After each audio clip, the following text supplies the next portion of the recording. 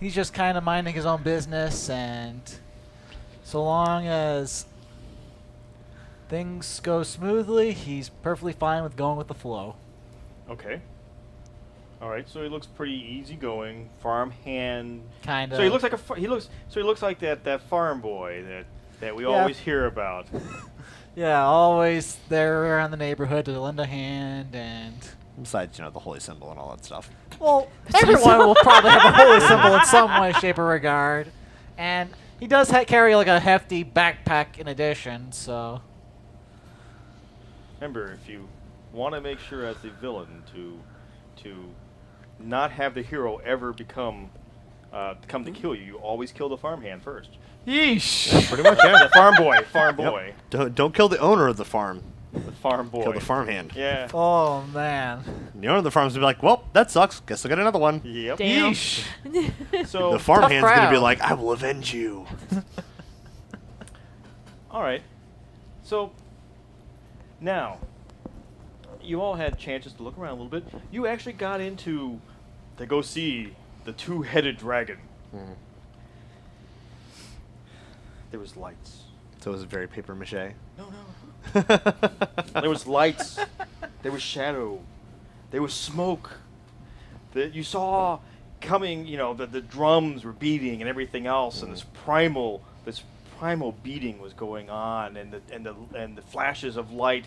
One was bright and blue, and the other one was warm on the other side of the tent, and then they kind of both converged near the center entrance of the tent to the back of the tent, and smoke billowed out from the flaps, and this mighty roar Oh man. came from behind, and then you heard another roar slightly off from that one.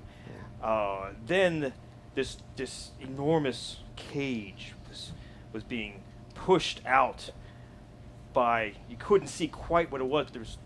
There was giant shadows behind the cage pushing this creature, and the lighting had died at that particular moment, so you couldn't see what was on there. The cage was on wheels but had a top and a bottom and bars on all the sides, and as it was pushed out, you would see on one side of the cage this blast of blue and shooting out from the cage up from what looks to be like it illuminated a mouth with teeth, and as it went up, there was droplets floating down, and just kind of almost like snowflakes would, and they would just shimmer and shift as they came down. And on the other side, after that, there was this explosion of fire, and again you could see these teeth, these yellow teeth from around the fire, but the fire shot out and only went out, say, about maybe 15 feet or so into the air, and kind of just in a cone of explosion, and you could feel the heat warm that side of the tent, and you hear kids screaming, "Ah!" Oh man! And there were some women and some men up at the front of the audience who passed out from sheer terror. And then you have the ringmaster come in. "Do not be afraid, for I, Malvo the Magnificent, I have tamed this creature." And with that, he cracks his whip into the air, and he does this dazzling display of whip cracking. Whip cracking. It's you can just feel like the little shock waves coming off as it snaps every single time. Mm-hmm. And just like every time anyone tries to do a perception check real quick. All right. That's going to be 15. Every time the creature starts making movement and roaring and gurgling, and people are like, "What's that? What's it going to do next?" Right? The whip would crack into the air, catching people's attention. Oh, and that's when. Oh, of course, yeah. and it would further excite the audience. You could Yeah. just tell everyone would jump, and then after a couple snaps, you know, the creature would then breathe one more time, and as you're looking at this, you never really got a good glimpse of the creature. Mhm. But at one point, the two heads kind of came close to each other and faced each other at slight angles up into the air, and both breathed at the same time, thus sending fire and ice into the air, creating a massive volume of steam, which then blankets the whole audience. And then when the roaring stops and the steam dissipates, the cage is gone, as well as the Wow. beast. Mm. I'll just kind of chuckle and be like, that's not much of a beast nor a danger to anyone. Well, that's because it's tamed. Yeah, all you saw was shadows inside. It was really hard to make out any details other than the mouths and Yeah. the glowing eyes, and that was about it. And, you know, the basic silhouette of what looked like perhaps two reptilian creatures. Yeah. They were large, you know, don't get me wrong, but nowhere near gigantic proportions. We're Yeah. talking perhaps a thing, I don't know, based upon your calculations, you would guesstimate maybe the creature could be somewhere in the vicinity of maybe 15 feet long, Yeah. you know. Yeah. But, you know, you didn't get a good look at it. Yeah. Well, As far as you know, it could be two people with sock puppets. Yeah. I- That's what I was gonna say. Are you in a You never know, these guys bug are fight? crafty. Yeah, I'll just kind of, you know, I got my fill, and just turn and walk out. Because it's definitely not something that is of a you know, trouble to the people. It's kind of more or less what my Grim's more or less a bit of a monster hunter, so Yeah. he's looking for odd creatures that would be potentially a danger, and Man. that doesn't seem as much of a danger. All right.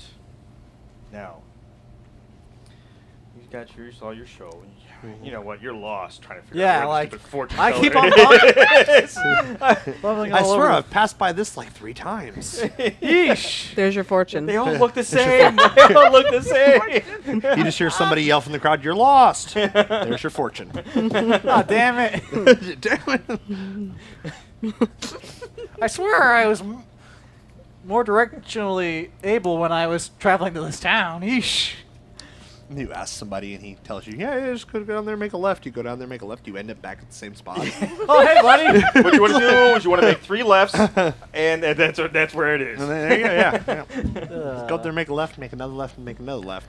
Oh, hey, buddy. How's it going? Like, whoa, I'm back here again. Yep, yes, you are. That'll be 2 cover. I'm sitting here like, he's going around in circles. And if you need to, if you really need to get there, it's another 2 copper. Damn. Just going highway around the robbery. building and coming back.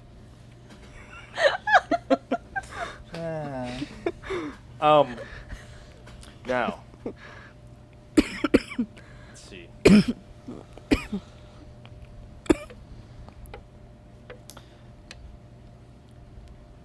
As you're wandering around, looking for unsavory individuals and such, try not to step in anything anymore.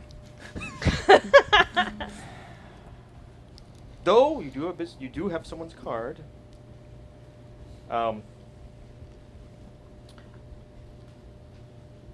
You happen to glance and notice that somebody is walking towards you. You see a brightly dressed individual. They appear to have colorful garments. You see what looks like gypsies. Oh. Like gypsies. Gypsy Oh, attire. boy. Here it goes. Everyone knows gypsy attire. They're wanderers. They wander everywhere. It doesn't matter where you are in the world. There are gypsies, and while they do all alter, on how they dress depending on where you are in the world, they still have that gypsy kind of feel and vibe to them. And that being said, a gypsy has noticed you. There are all sorts of unsavory individuals in this world, and gypsies tend to be one of them, because gypsies always have that weird little quirk to them that you've come to recognize. It's a damned if you do, damned if you don't.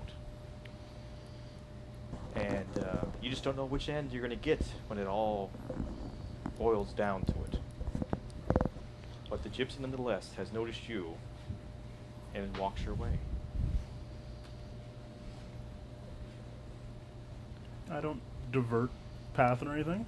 I'll meet them eyes on. Just one. Okay. You see what appears to be the gypsy has this kind of pale, ashy color to his skin. Rather portly man.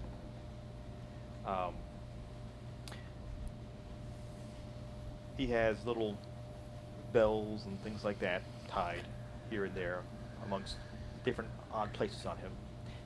To a common person, it might seem that it was just randomly placed bells across his attire. But not to you. You, on the other hand, realize that all these bells, these little bells, placed upon various little pieces of garment around his outfit, are placed strategically so that every time you were to move a piece of garment to look for something, perhaps like a pouch, or to get somebody's wallets, or some money pouch somewhere, or some valuable somewhere that people would normally keep them, that little bell would make a tiny little sound. Sounds like that guy's in good hands. So right off the bat, that besides being a gypsy, you notice that as well. Oh, my lord. Allow me a simple gypsy man from far away to present myself. I am Gordo.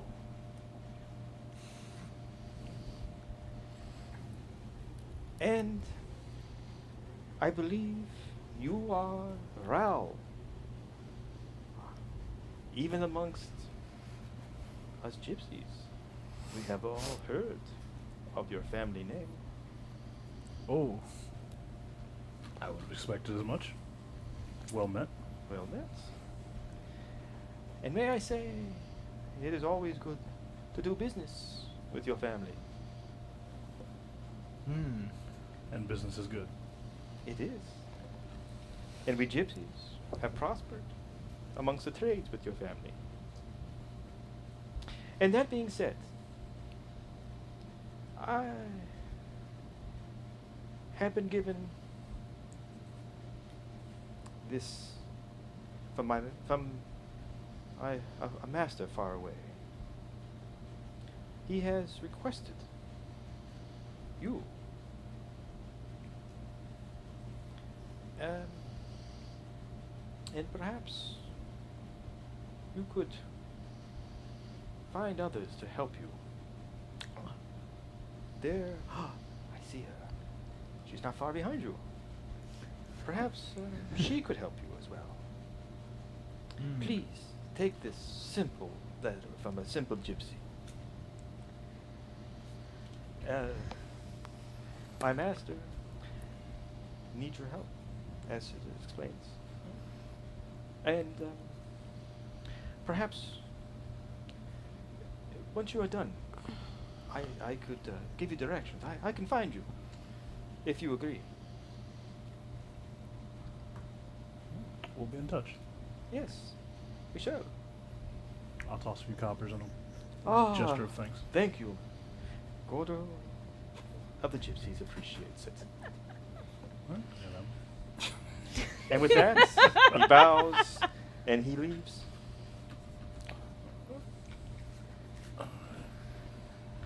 That being said, what do you plan to do now? I'm gonna read this, obviously. Okay. I don't know. I don't know if you're just kind of like, I'll read it later. You know, I got big plans tonight. Oh no, this is obviously important. The bearded lady.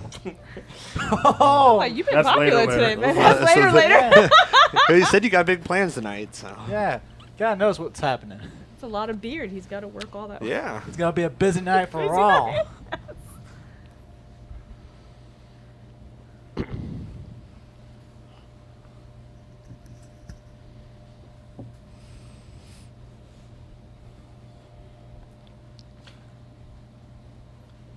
Now,